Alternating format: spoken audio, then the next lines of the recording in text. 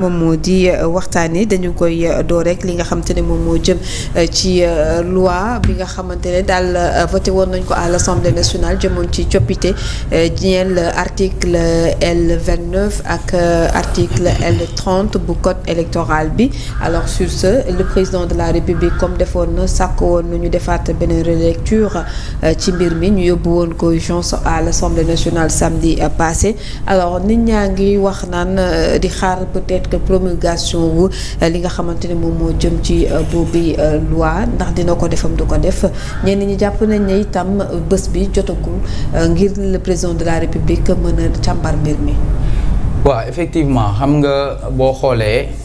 loi bi lu mu tënk muy parce que constitution Sénégal moom mooy wax loi bu fekkee voté nañ ko ba pare nan lañ ko war a promulguer promulgation boobu noonu balaa moo am dafa am ay délai de recours te délai de recours bi 6 jours francs la léegi bu fekkee bu weesoo délai de recours boobu muy 6 jours francs am na beneen 8 jours boo xam ne nii moom mooy délai de promulgation kon boo xoolee en tout et pour tout il y a 14 jours donc 15 jours quoi donc 6 jours plus 8 jours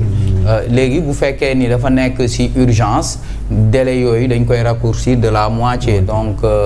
6 jours yi divisé par 2 c'est 3 jours ba ñu diviser ko par 2 mu doon 4 jours donc loi bi ñoo ngi ko voté le samedi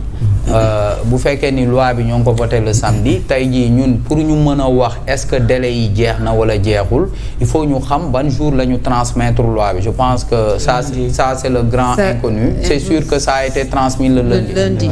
waaw mën naa ne selon li nga xamante ne moom mooy logique bi parce que jour franc la ñu wax te on sait très bien que ne nañu li nga xamante ne moo di férié bokk ci week-end bi également bokk ci ak bés bi nga xamante ne moom la ñu ko jébbal mbir mi waaw kay léegi nag parce que bon d'après man li ma doon renseigné wu même le jour même du vote après le président on aurait pu lui transmettre cette loi là même le samedi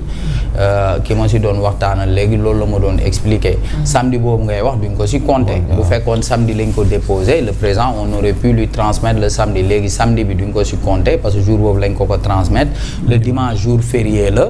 léegi boo xoolee à partir de lundi la ñuy xool weekend la waaw mooy weekend la le dimanche weekend la léegi ñu war a ñëw lundi donc actuellement bon pour éviter nekk ci ay conjectures il faut ñu xam effectivement ban jour lañ jël loi bi transmettre ko ki nga xam ne ni moom mooy le président de la République ça je pense que c'est important mais en tout état de cause ce qui est important aujourd'hui man ba ma gisee président laajte li nga xam ne nii mooy relecture wala ñu xoolaat loi bi saytuwaat ko bon man li ma doon xaar foofu mooy que le président de la République aille au bout de sa logique aussi mooy parce que bon heureusement que l'opposition si benn côté aussi n'a pas fait de recours parce que amuñu woon kii bi ça nous aurait permis si benn côté ñu xam effectivement président de la République boobu léegi est-ce que dina jël ses responsabilités parce que Bassirou Diomaye Faye moom mooy le gardien de la Constitution léegi bu fekkee ni tey dañuy jàpp constitution bi wala ñu jàpp li nga xam ne ni moom mooy loi sénégalais yi di ko soppi yoo xam ne ni moom président de la République moom gis na ni soppi boobu jaarul ci yoon jàpp naa ne le président de la République moo war a jël foofu ay responsabilités parce que même man sax dama ne woon même 2 lois yooyu ñuy wax dañ ko transmettre woon si c'était moi j'aurais saisi le Conseil constitutionnel am na ñu ma ne non kii mais j'ai entendu Doudou Wade qui dit que aussi c'était possible aussi pour le président de la République mu saisir le Conseil constitutionnel pour demander son avis par rapport à ça parce qu'il a reçu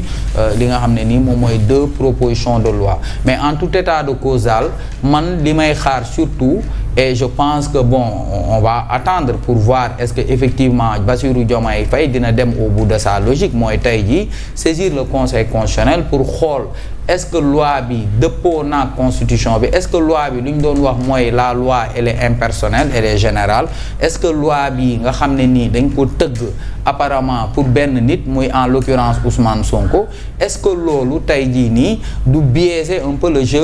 jeu démocratique parce que tey jii le jeu démocratique c'était quoi le président de la République dafa woote woon ay dialogue national dialogue boo xam ne nii dañ ci doon waxtaanee maanaam ndeyu charte réew mi dañ ci doon waxtaanee en tout cas sur le système politique sénégalais ñoo ngi ci doon amal ay waxtaan. léegi waxtaan yooyu noonu nga xam ne ni amal nañ ko waxtaan yooyu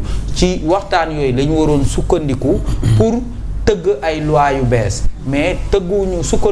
sukkandikuñu ci waxtaan yooyu pour tëgg ay loi yu bees Pastef en tant que majorité moom moo def benn proposition de loi c'est une proposition de loi c'est pas un projet de loi donc ça émane de la majorité parlementaire ñoom ñoo jël proposition de loi yóbbu ko assemblée nationale te ñëpp xam nañ ni bu ñu jëlee seen proposition de loi yóbbu ko assemblée nationale à 99% 100% day jàll parce que y a une majorité mécanique te loolu dañ ko yàgg kaas fii Sénégal parce que on a toujours dit la démocratie c'est le respect des droits des minorités c'est pas parce que tey jii yow am nga benn majorité mécanique boo xam ne nii tey mën na la permettre leen li que yow da ngay jël rek xool ni am naa majorité boobu mën naa ci changer li nga xam ne nii moom mooy code électoral bi mën naa ci changer li nga xam ne nii mooy constitution bi te dara du ma ci fekk donc comme le président de la République moom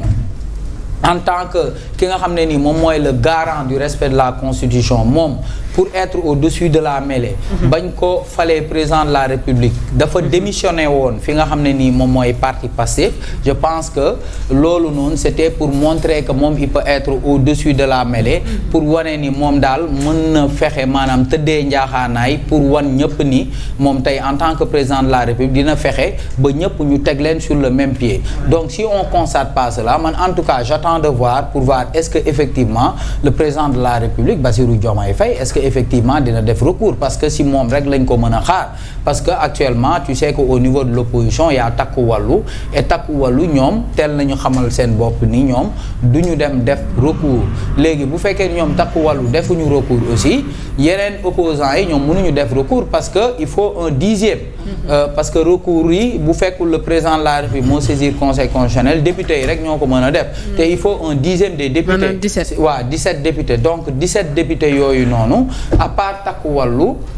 keneen mënu ko fi am au niveau de l'Assemblée nationale donc tey jii nii ñun président de la République Bassirou Diomaye Faye la ñuy xaar léegi nag bu fekkee nag président de la République Bassirou Diomaye Faye li nga xam ne ni moom moo ko waroon defu ko de toute façon ba léegi loi bi mën na jàll mais ba léegi mën nañ ko constater parce que bee passé on a tenu à expliquer ça ici mooy tey bu ñu demee ci élection présidentielle benn nit mën na saisir toujours le conseil constitutionnel pour dire que la loi qui a permis à un tel de pouvoir candidater à ces élections-là cette loi-là elle est anticonstitutionnelle te là le conseil constitutionnel bu boobaa il sera obligé de statuer sur ça bu dul loolu tamit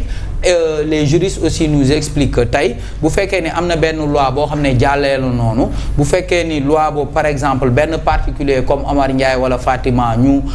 traduire ko devant les tribunaux mu gis ni moom dañ ko appliquer benn loi boo xam ne loi boobu dëppoowul ak constitution bi moom mën na saisir le conseil constitutionnel aussi pour dire que on m'a appliqué une telle loi alors que cette loi-là elle est anticonstitutionnelle donc actuellement on attend de voir est-ce que Bassirou Diomaye Faye dina dem ci logique am mais en tout état de cause bu demul au bout de sa logique yu am na toujours ay yeneen porox ndoll yoo xam ne dina mën a tax ñu mën a contester cette proposition de loi. Contester cette proposition de loi alors Feuz sur la question parce que jàpp naa ne nag ci genre li nga xamante ne moom moo di mbir yu mel nii loolee moom moo waral li ne di conseil constitutionnel nekk fii jëm ci daal di statuer wu un peu ci yenn yi nga xamante ne moom moo di mbir mi ñeel wàllub lu ñuy duppee ne dañu ko voté te dëppoowul ak li constitution bi daal di wax. Bon, moi je pense que Omar ni mu ko waxee c'est comme si le président a le choix de ne pas saisir le conseil constitutionnel te lii c'est une loi organique le président de la République a l'obligation de saisir le conseil constitutionnel avant toute promulgation xam nga bu dee loi ordinaire mën na